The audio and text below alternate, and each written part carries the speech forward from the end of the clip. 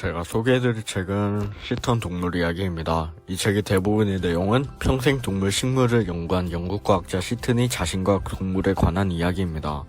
아버지의 사업 실패로 시골로 이주하게 되면서 낯선 땅에서의 친구는 동물뿐이었던 어린 시튼은 그림을 좋아했던 특기와 맞물러져 동물들의 독특성, 행동, 먹이, 성격 등을 자세하게 기록하였어요. 시턴의 동물 기록중 늑대왕 노우가 있습니다. 이 늑대는 다른 늑대들 중 지도자인데요. 여자친구 블랑카가 죽은 이후 무기력해지고 말아 인간에게 잡히지만 왕답게 목숨을 구하지 않고 장렬한 최후를 받는 이야기입니다.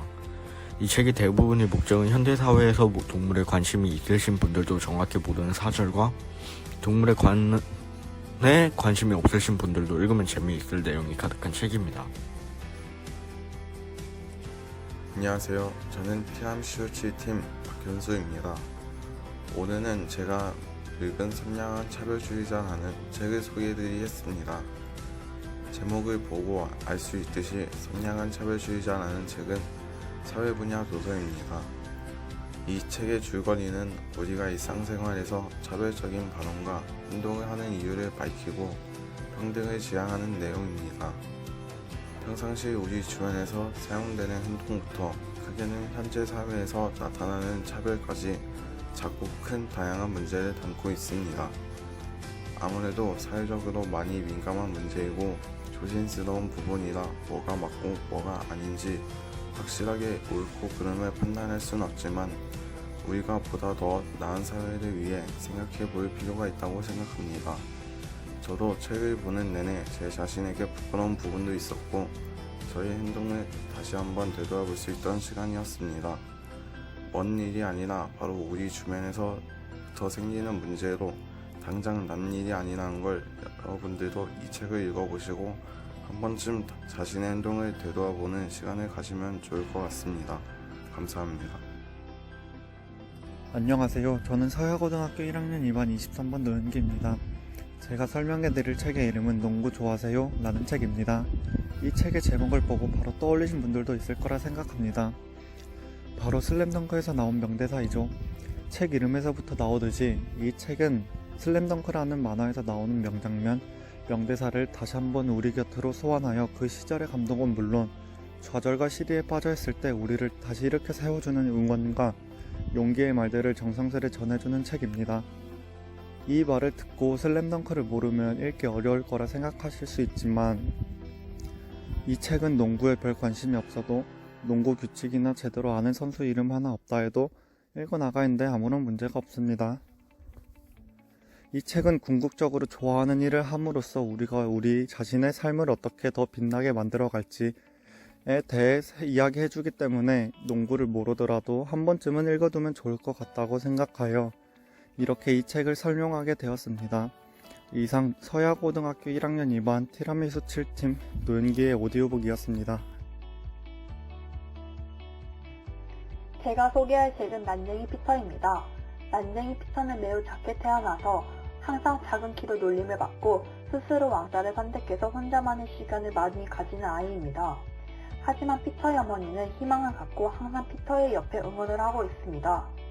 피터는 중학교 때 혼자만의 시간을 위해 도서관에서 모든 시간을 보냈고 그때 관심을 가지고 응원을 했던 선생님이 있습니다. 그 선생님의 노력으로 마음의 문을 열고 독서를 시작합니다. 하지만 어머니가 돌아가시고 큰 상심에 빠집니다. 거기에 알코올 중독자 아버지의 폭행으로 뉴욕으로 가출합니다. 뉴욕에서 노숙자의 삶을 쉽지 않게 보냅니다. 그리고 의미 없는 택시 운전기사의 삶을 보냅니다. 여기에서 손님 중에 의사 선생님을 만났고 행복은 전파되는 것이라는 메시지를 들었습니다. 택시회사 동료 직원이 부당하게 쫓겨나는 것을 보고 법을 공부하겠다는 다짐으로 야간 대학에 진학해서 공부를 합니다. 하버드 로스쿨을 졸업하고 뉴욕으로 돌아와서 불우한 이웃을 위해 법률사무소를 차립니다. 이 책을 읽은 후 인생의 참 목적에 대해 진지하게 생각해보게 되었습니다. 안녕하세요. 저는 티라미슈 7팀 이선희입니다. 제가 소개할 책은 유기철님의 소설 9살 인생이라는 책입니다. 이 책의 주인공인 여민이라는 아이는 웬만하면 긍정적인 성격을 가진 아이입니다.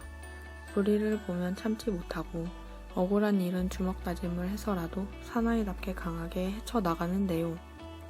이런 여민이도 어쩔 수 없는 곳은 학교입니다. 이 책에서는 학교가 부정적으로 표현되는데요. 이 책을 다 읽고 뒷부분에 29의 9살 인생이 있었습니다. 9은 정말 묘한 숫자이다. 9을 쌓아 좋았기에 넉넉하고 하나밖에 남지 않았기에 헛헛하다 라는 멋진 말을 남기셨습니다. 현재 나도 19에 다가가는데 29엔 이 책의 내용, 이 작가가 전달하고자 하는 내용을 깨달을 수 있을까 하는 생각이 들게 된 인상 깊은 책이었습니다. 저는 티라미수 7팀 손현주입니다. 제가 소개할 책은 수상한 지인의 위험한 생각들이라는 책을 설명할 건데요. 이 책은 조금 어려운 책으로 생각이 들긴 했지만 책을 읽으면서 여러가지 지식을 배우게 되고 사회문제의 간섭과 타성에 벗어나 사고하는 데 길잡이가 되어주고 여러가지 질문을 던지면서 이거에 대해 더더욱 생각할 수 있게 되었습니다. 나중에는 저에 대한 질문에 대해서 고민을 많이 들게 하고 나중에 어떻게 살지 미래에 대해서도 많이 고민이 됐습니다. 이러한 책을 관심이 많으신 분들에게 추천해주고 싶고 조금 어렵긴 하지만 재밌게 읽었습니다. 안녕하세요. 저는 티라미슈 7팀 전유빈입니다. 제가 소개할 책은 아내를 모자로 착각한 남자입니다. 이 책은 신경학자이자 저술가였던 지은이가 진료를 하면서 환자들을 연구한 내용의 소설 형식 책입니다. 이 책은 상실, 과잉, 이행, 단순함의 세 개로 나누어져 여러 정신병을 이해하기 쉽게 정리해 놓은 책이어서 어렵지 않게 읽을 수 있었습니다. 이 책을 접하고 난 후 행동이 이상하거나 불편을 끼치는 사람들이 무조건 나쁜 게 아니라 어떠한 상황이 있었을 수도 있다는 너그러움을 한번 생각할 수 있게 되어 제 진로에 대해 더 깊게 생각해 볼 수 있는 책이었습니다. 안녕하세요. 저는 티라미수 7팀 주민지입니다. 제가 소개할 책은 누가 뭐래도 내게를 갈래라는 성장소설 책인데요. 이 책의 내용은 자신의 꿈이 무엇인지 모르던 아이들이 나와 마주하고 자신만의 진로를 찾아가는 내용을 담고 있습니다. 여기선 주인공이 4명이나 되는데요. 4명 주인공 모두 부모님이 원하는 진로와 자신이 원하는 진로가 달라 고민하게 되고 자신의 꿈을 인정해주지 않는 부모님과 선생님들께 실망을 하게 되는 내용입니다.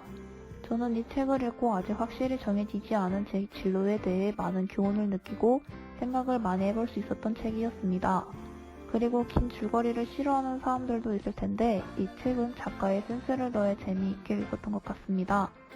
이 책을 다 읽고 지금 나는 무엇을 목표로 공부를 해야 하는지, 왜 공부를 해야 하는지, 앞으로 무엇을 하며 살아야 하는지에 대해 더욱 깊게 생각을 해볼 수 있는 기회가 되었고 뭔가 막막하여 앞이 잘 보이지 않는 진로 고민 상담이 필요한 청소년들이나 그런 청소년을 둔 부모님들이 읽었으면 좋을 것 같은 책이었습니다.